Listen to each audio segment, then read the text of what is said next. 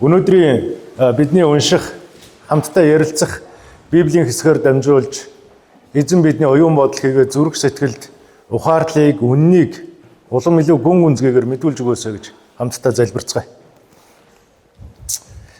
Тэнгэрлэг мөнхийн их эзэн минь танд баярлалаа. Өнөөдөр бид бас Есүс нэрээр хамтдаа цуглаад таныг магтандуулах, таны бидэнд үзүүлсэн хайр инрэл, өршөөл, нэгүүлсэл, уучлал, амар амгалан энэ бүх зүйлийг бид дурсан санаж танд талархлыг өргөж байгаа. Энэ цагийг минь та юрөөн ажиллаж өгөөрэй гэж танаас гуйж байна. Хайртай их эзэн минь бид яг одоо таны үгийг сонсохыг хүсэж байна. Таны үгийг бид уншихыг хүсэж байна. Таны үгийг бид өөрсдийн оюун бодолтой оруулахыг хүсэж байна.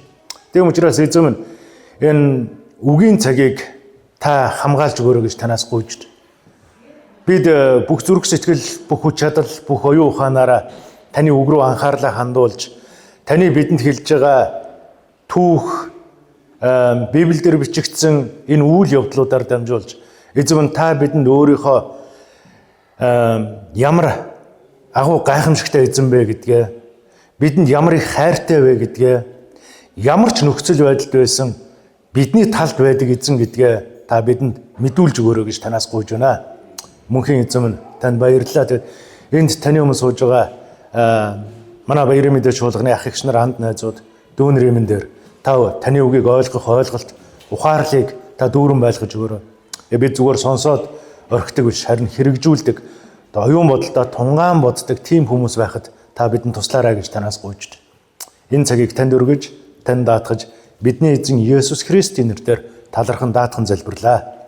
Амен. Амен.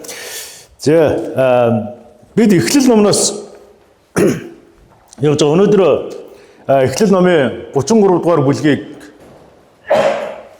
үзнэ. Тэгээ энэ дээр 29-тэй. Тэгээ би та бүхэнд энд ингээс уншаад өгье. Та бүхэн тэгээ Библийг нээгээд дагуулад хараарай. Эхлэл номын 33 дугаар бүлэг. Яаковыг нүдээ өргөн хартал Исав 400 хүнийг дагуулan ирж яваа харагдлаа. Тиймээс тэрээр хүүхдүүдээ Леа, Рахел болон хоёр шивгчэндээ хувааж өгөөд шивгчэнгүүд болон тэдний хүүхдүүдийг өмнө нь Леаг хүүхдүүдтэй хамт дараа нь Рахел, Йосеф хоёрыг хойно нь оруулав. Харин Яков өөрөө тэдний өмнө гарч 7 удаа газарт мөргөөд ах Исавда дөхөж очив. Исав гүйж ирээд түүнийг тэврэн хүзүүдэж үнсээд хоёулаа уйлалдав. Исав хараага өргөн эмэгтэйчүүд хүүхдүүдийг олж хараад чамтай хамт яваа энэ хүмүүс юун улс вэ гэсэнд Яков Бурханаас таны зарц надад инэрн нэгүүлсэж өгсөн хүүхдүүд гэв. Тэгэхэд зарц бүсгүйчүүд нь хүүхдүүдийнхээ хамт хурж ирээд сүгдэн мөргөв. Леач бас хүүхдүүдтэйгээ хамт хурж ирээд сүгдэн мөргөв. Йосеф дараа нь Рахелтай хамт хурж ирээд сүгдэн мөргөв. Исав надтай дайралтсан энэ бүх сүрэг чинь ямар учиртай вэ гэсэнд Яков эзэн таны таалалд багтах гэснийх билээ гэж хэлв. Исав дүүмэндээ надад байгаа юм хангалттай. Чи өөрийнхөө юмыг өөртөө байлгав. Яков үгүй.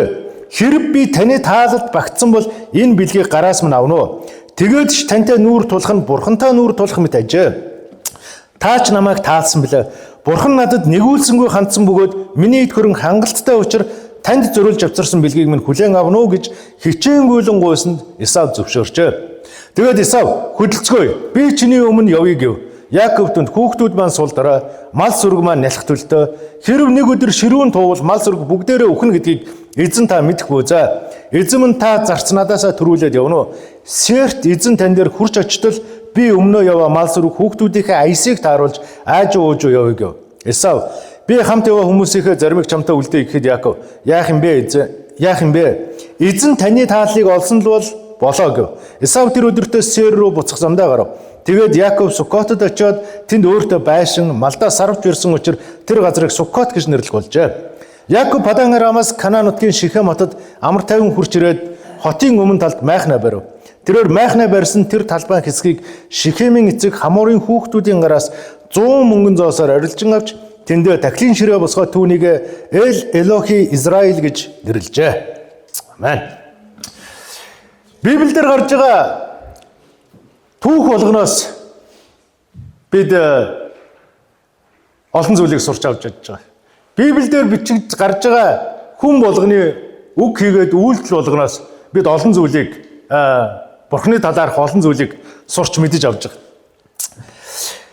Яаковын хувьд ах Исав нь өөрт нь ууралсан байгаа, ууралсаар л байгаа гэж тэр бодож ирсэн.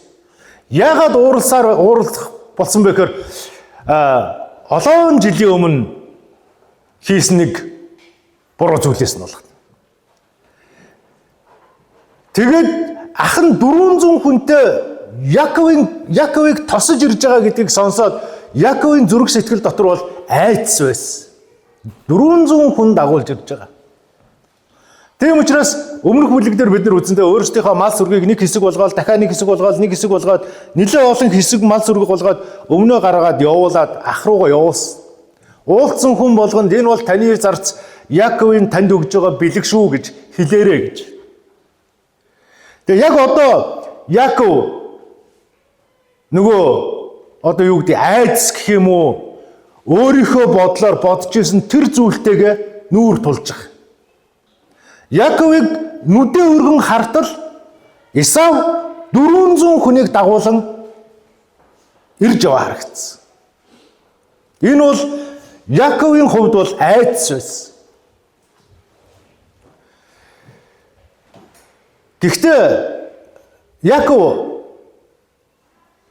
өөрийнх нь зүрх сэтгэл дотор олон жилийн өмнө хийсэн тэр алдаа зөрчил гэм нүгэл буруу зүйлийнх нь тэр нэг зүйл байгаад байгаа учраас тэр би ер нь нутагтаа буцаж очиж ахтайгаа уулзж яхаар одоо энэ байгаа газараа мал сүргээ өсгөж үржүүлээд амар сайхан амьдарчээ гэж тэр бодож тэндээ үлдэж болох байсан.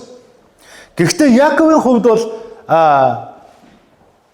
тэрнээс илүүгээр ах дээрээ очиж ахтайгаа уулзаж нөгөө хийсэн буруу зүйлээ хүлээж уучлал гуйхыг тэр маш их хүсэж байсан.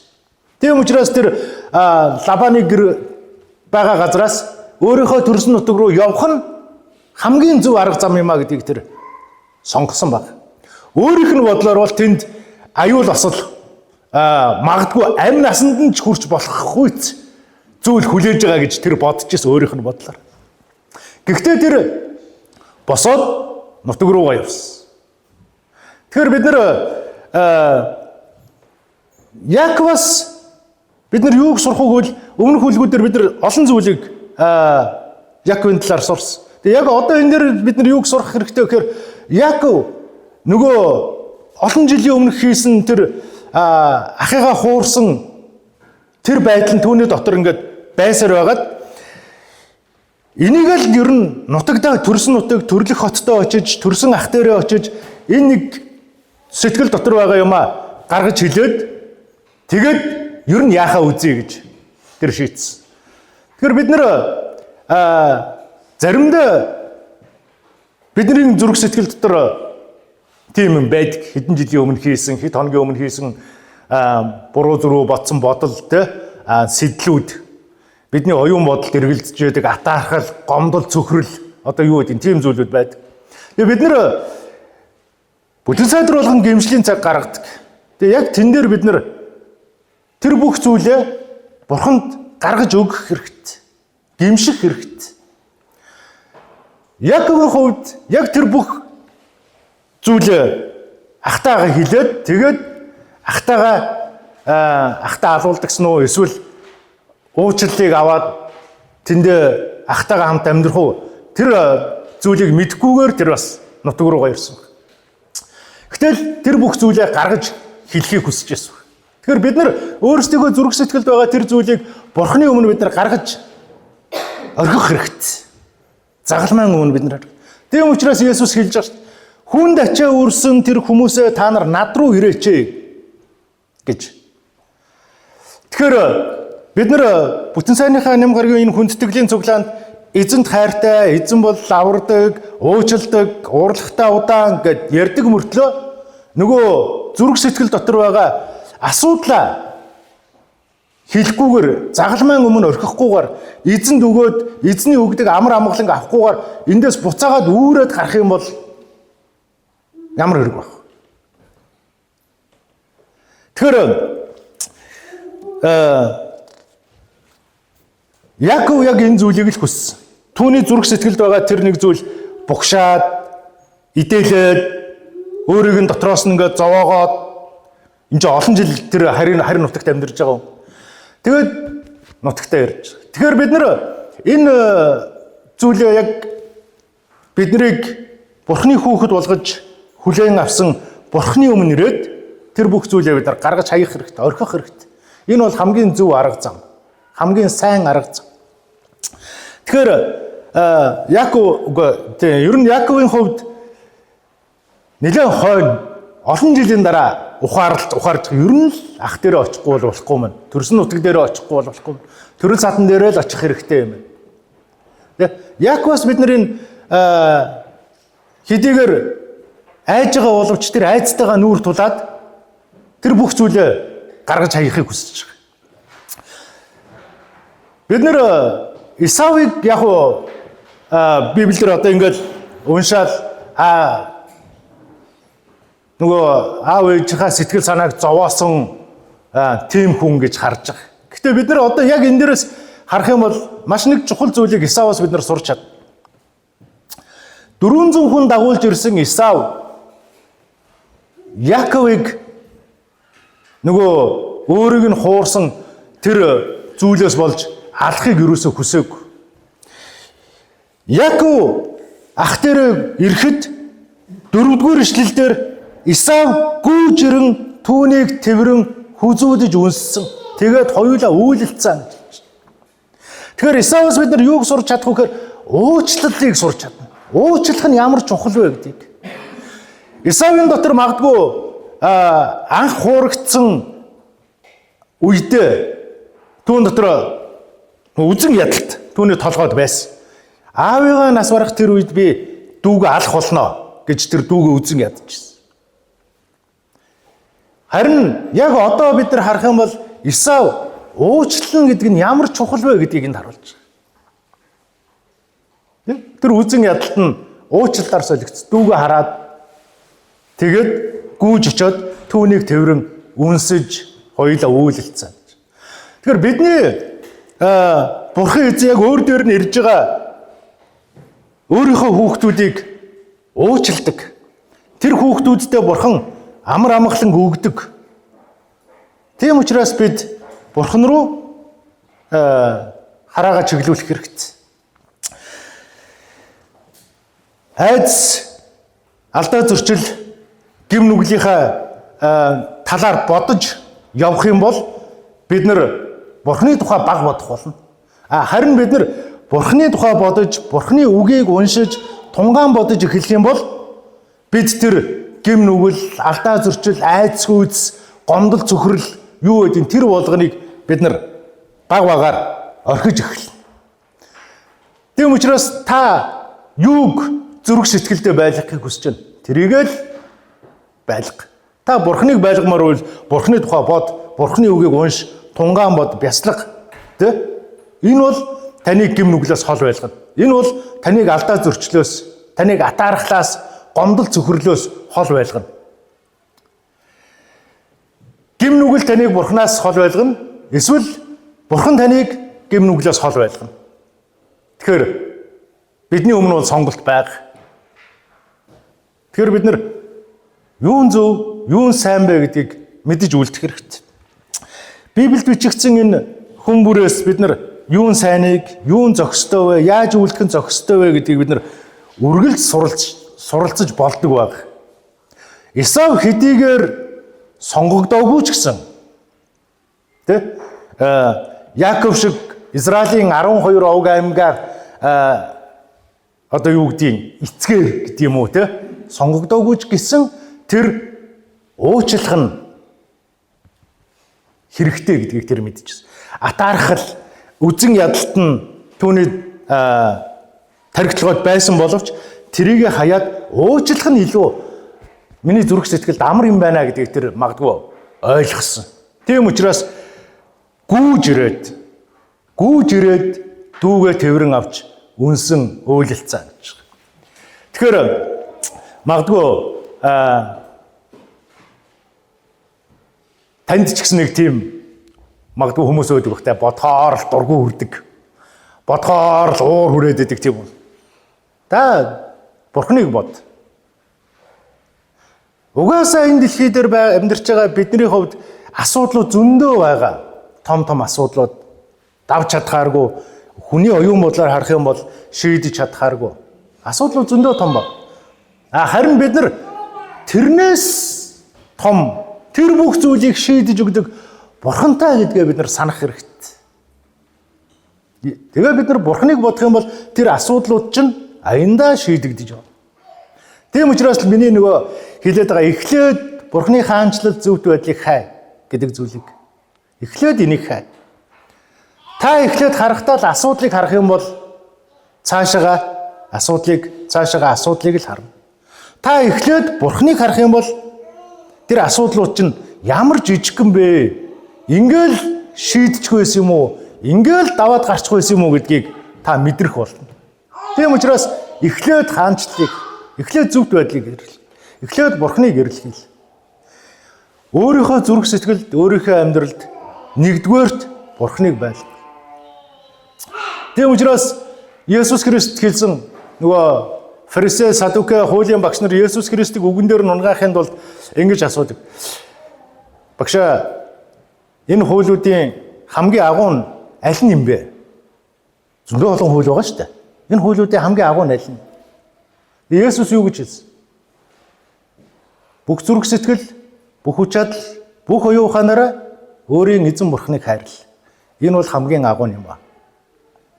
Тэгэхээр бид нэр бүх зүрх сэтгэлээрээ, бүх оюун бодолтой эзнийг байлгах, түүний үгийг унших, тунгаан бодох, бясалгах энэ загалмайн замаар би Бурхантай хэрхэн зөв зохистой алхах вэ гэдгээ үргэлж судалж унших хэрэгтэй. Тэгэхээр Бурхан руу л хараагаа өргөх юм бол та тэр бүх асуудлаас хол байж чадна. Тэр бүх асуудлууд ямар жүүхэн жижигхэн бэ гэдгийг харж чадна. Хэдийгээр Яаковын нүдэнд 400 хүн гэдэг бол асар их. Яаковын хувьд бол асар их одоо өөдөөс нь ирж байгаа хүчтэй.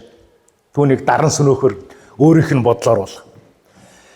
Гэтэл Исав бол тийм зүйлийг бодоагүй. Тэр өөрийнхөө нөгөө үзэн ядалт инээ тэргээ бүгдийг нь хойш нь тавиад дүүгээ хайрлах тэр хайрыг нэгдүгээр тавьсан. Дүүгээ уучлалыг тэр нэгдүгээр тавьсан.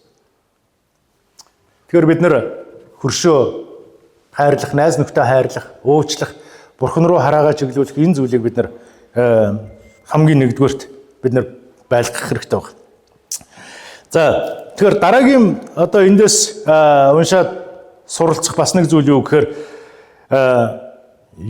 Яаков Исавд маш их хэмжээний бэлэг өгж байгаа. Тэгээ юу гэж хэлж байгаа гэхээр надтай дайралтсан энэ бүх сүрэг чинь ямар учиртай вэ гэж Исавыг асуухад Яаков хэлж байгаа. Эзэн таны таалалд багтах гэснийх үлээ. Танд өгж байгаа миний бэлэг, танд өгж байгаа одоо юу гэдэг юм те юмнууд байна. Энийг та хүлээж авах юм бол би таны таалалд нийцлээ л гэсэн үг гэж. Харин энэ дээр Исавын бас нэг чухал зүйл юу гэж хэлсэнгээр дүү минь надад байгаа юм хангалттай гэж хэлж байгаа. Хангалттай. Өөр надаа шунаад ах юм байхгүй. Надаа юу вэ? Мал сүрэг байна. Надаа юу байгаа? Зарцнаар байна. Гэр бүл байна. Тэ? Орох орон байр нь байна. Амьдрах газар нь байна. Надаа бүх зүйл хангалттай гэж. Тэгэхээр энэ бас Исаваас харж болох нэг ийм чухал чанар. Өнөөдөр бидэнд байгаа зарим зүйлийг харахтаа бид нар хангалтгүй юм шиг санагддаг. Би 2012 онд жолооны курс төгсөөд машинтаач болъё гэж бодоогүй л дээ. Ер нь бол тэгээд хоёр хүүхдээ үүрээд тэврээд ингээд олон жил ингээд явсан. Тэгээд одоо 12 онд ч гараас гарцсан те. Нэг нь 5 настай, нэг нь 6 настай гэдэг. Тэгээд 3 дахь хүүхэд гараад 4 дахь хүүхэд охин гараад ингэсний дараа за ер нь машинтаа байхгүй болохгүй мэн. Тэгээд нөгөө жижиг цагаан машин авсан. Nissan March. Тэгээд тэр маань уг нь бол эхний үед бол хангалттай байгаа шүү дээ манай гэр бүлд.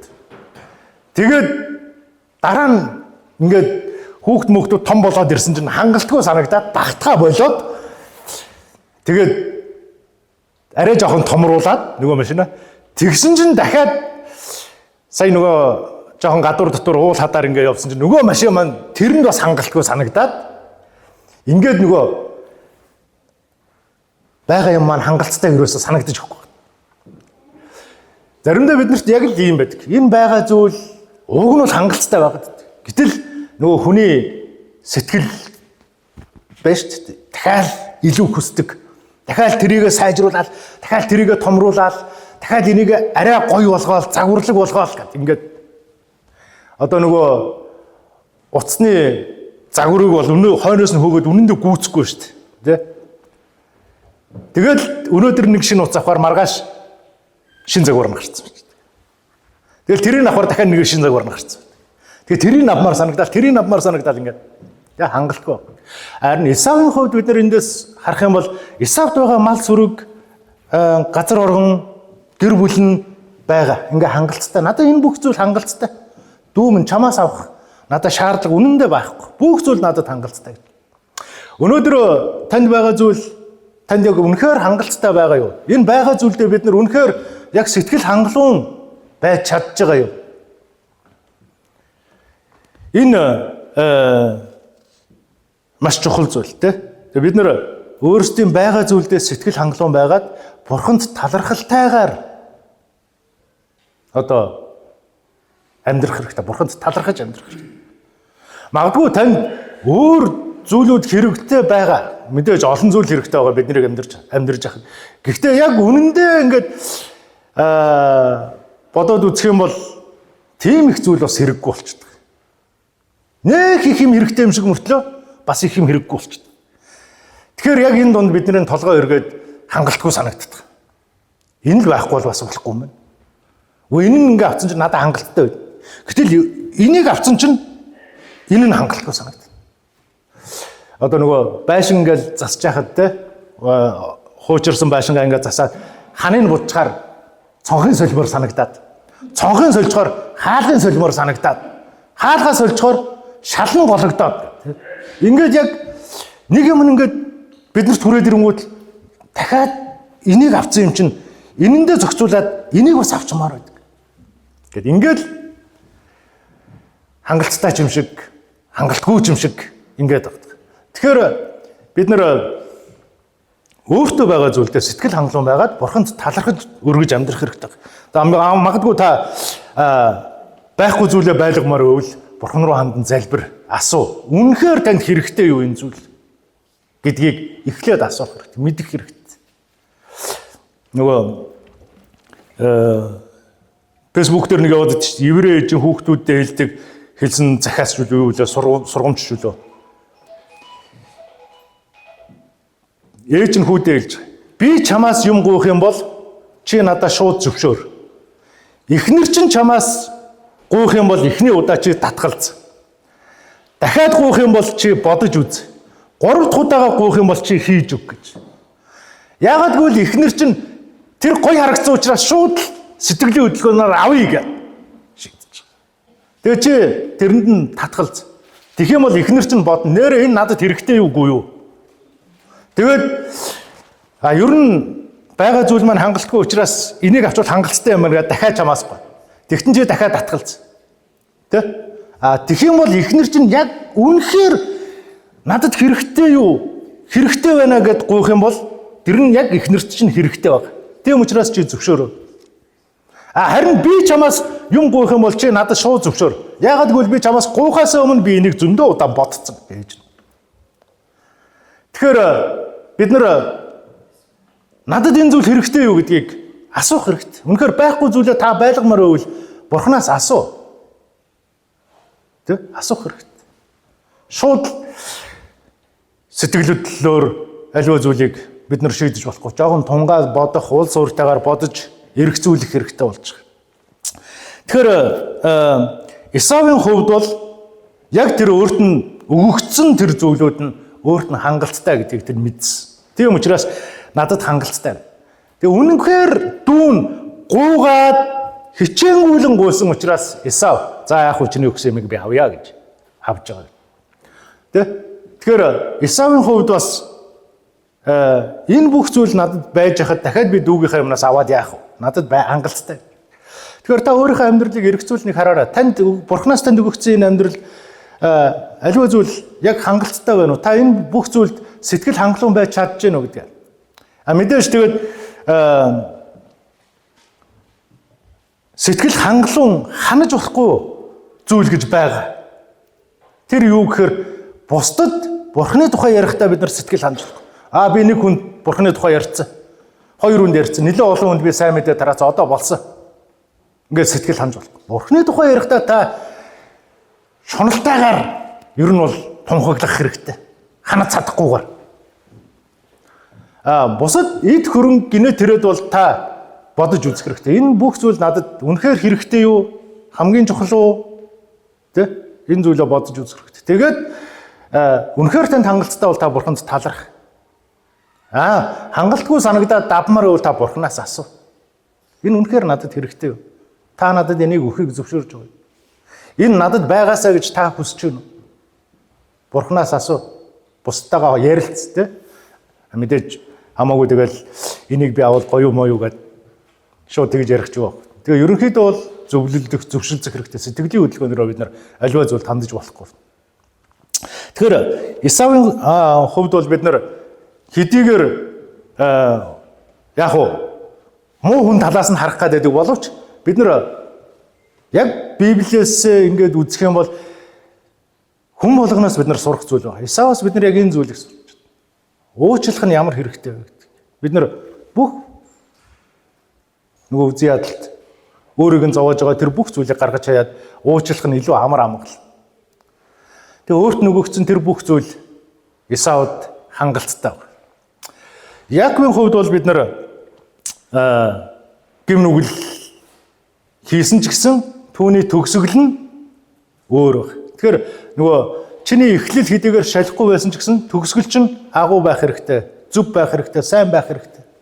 Та муу эхлэлийг тавьж бол. Гэхдээ сайн төгсгөлийг тавих хэрэгтэй. Тэгээ магадгүй та нар тэр сайн төгсгөл гэдэг номыг уншсан баг. Зарим нь. Тэгэхээр тэн дээр ч гэсэн яг хэлж байгаа. Таны эхлэл шалахгүй байж болох ч гэсэн сайн төгсгөлийг та тавих хэрэгтэй.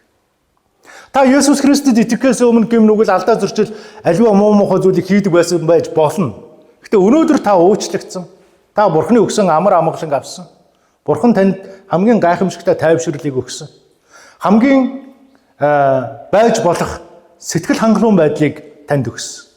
Тийм учраас бид нар аливаа зүйлд талархал өргөж амьдрах хэрэгтэй болж байгаа. Тэгэхээр Яаковын хувьд ч гэсэн яг л ийм зүйл. Бурхан өөрт нь өгсөн тэр гэр бүл эд хөрөнгө, мал сүрэг одоо юу гэдэг тэр бүх зүйл нь Яаковын хувьд бас хангалттай. Тэгээд тийм учраас тэр ахыхаа таалалд нэцгэнд бол ахаасаа уучлалыг авахын тулд тэр хэсэг бүлэг мал сүргүүдийг зарц боолуудыг өгж байгаа. Тэгэхээр ийм байна. Бид Исаваас ийм зүйлийг сурч чадж байна. Яаковаас бас адилхан сурч чадж байна. За тэгээд цаашаага түүх бол бас сонирхолтой үргэлжлээд Исав тэр хоёр цуг явахыг хүссэн боловч Яаков ахыгаа төрүүлээд явж байгаа. Тэгээд 18-аас 20 дугаар эшлэлээр ингэж хэлж байгаа. Яаков Падан Арамаас Канаан нутгийн Шихем хотод амар тайван хурж ирээд хотын өмнө талд майхнаа барив. Тэрээр майхнаа барьсан тэр талбайн хэсгийг Шихемийн эцэг Хаморын хүүхдүүдийн гараас 100 мөнгөн зоосоор арилжин авч тэндээ тахилын ширээ босгоод түүнийг Эл Элохи Израиль гэж нэрлэжээ гэж. За энэ Шихем Хаморын талаар бол дараагийн бүлгүүд дээр гарч байгаа. Тэгэхээр Яаков тэнд амьдрах газраа худалдаж авч байгаа. Өмнө нь бид нар Авраам бас нэг хэсэг газрыг хийт хүнээс худалдаж авсан байгаа тийм. Яг одоо энэ дээр Яаков ч гэсэн тэр майхнаа барьсан тэр талбай хэсэг газрыг худалдаж авч байгаа. Тэгээд тэндээ тахилын ширээ босгоод Эл Элохи Израиль гэж нэрлэж байгаа. Израилийн бурхан. Тэгэхээр энэ цагаас эхлээд өмнөх бүлэг дээр Яаков нэг хүнтэй барилдаад чамаг одоо Яаков биш Израиль гэж нэрлэх болно. Тэгээ яг одоо энэ бүлгээс эхлээд ерөнхийдөө Израильчууд, Израилийн хөвгүүд гэсэн зүйлүүд бичигдэж эхэлж байгаа. Нэг хүний хүнийг босгон байгуулснаар Бурхан бүхэл бүтэн үндэснийг тэндээс босгон байгуулж байгаа. Тэгэхээр бид нэг хүнд сайн мэдээ ярих нь ямар чухал вэ гэдгийг бид нар бас ойлгох хэрэгтэй болж байгаа. Сайн мэдээ тараагч Мүүдига пастор сайн хүүхдүүдэд айгүй их сайн мэдээ тараад. Хүүхдүүдийг харахтаа тэр хүүхдүүдэд Бурханы тухай айгүй их ярьж өгдөг. Тэгээ нэг өдөр гэртээ ирсэн чинь эхнэр нь за өнөөдөр ямар вэ гэдгсэн чинь нэг хагас хоёр бүтэн хүнд Есүс Христосийн тухай сайн мэдээг хүргэж чадлаа. Тэгээ эхнэр нь гайхаад асуусан чинь нэг бүтэн гэдэг нь нас биед хүрсэн хүн. Амьдралынх нь он жилүүд ингээд биш ээ. Нэг хагас гэдэг нь нас биед хүрсэн. Амьдралынх нь тал нь ингээд явцсан. Одоо тал амьдрал нь үлдсэн. Хоёр бүтэн гэдэг нь хүүхдийн тухай ярьсан. Хүүхдүүдийн өмнө бүхэл бүтэн олон жилийн амьдрал үргэлжилж байна. Хүүхдүүдэд сайн мэдээ тараах ямар үр нөлөөтэй вэ гэдгийг тэр тэгж тодорхойлж байна. Тэгэхээр бид нар нэг хүн сайн мэдээ тараах нь ямар чухал вэ гэдгийг бид нар ч гэсэн мэдж байгаа. Өнөөдөр Бөөмө гэдэг пастор 90 донд уранхаа пүүцтэй явж байхдаа надад сайн мэдээ ярьж байсан. Тэгээ бид хоёр ч гэсэн одоо яг тэрийг ярилцдаг. Тэгж явж байсан. Бөөмө ах надад сайн мэдээ тараагаж Бурхны үгэн дээр авчирч Бурхны үгийг надад ойлгуулж таниулснаар магадгүй одоо манай гэр бүлийн 6 хүн эзэн дээр ингээ ирцэн явж байгаа.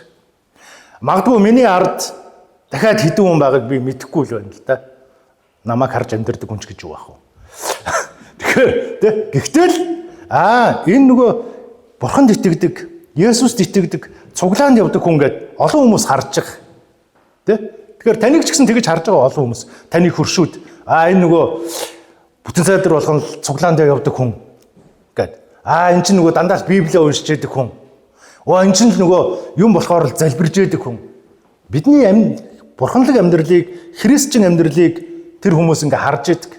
Тэгээ бид нар магадгүй тэр хүмүүст Есүс Христосийн тухай ярихгүй байгаа ч гэсэн бидний амьдралыг хараад Есүст итгэдэг хүмүүс чинь ийм зүйлүүдийг хийдэг юм байна. Ийм зүйлийг хийдэггүй юм байна гэж харж ялгаж эхэлж байгаа. Тийм учраас таныг Бурхан босгон байгуулснараа зөвхөн таныг босгон байгуулахыг хүсэв. Таны ард байгаа үр хүүхдүүдийг, таны хөршүүдийг, таны найз нөхдийг, таны ангийн хамт олныг, таны ажлын хамт олныг босгон байгуулахыг бас хүсэж байгаа. Танаар дамжуул.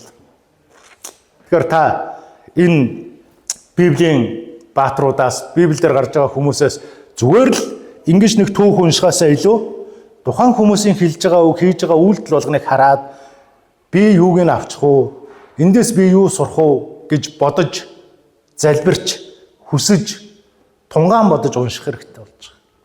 Тэгэд ахын дүүс нараа эхлээд хаанчлалыг эрэлхийл. Тэгээ бүх зүрх сэтгэл, бүх хүч чадал, бүх оюун ухаанаараа өөрийн эзэн Бурхныг хайрл. Энэ бол маш чухал зүйл байна. Бидний эзэн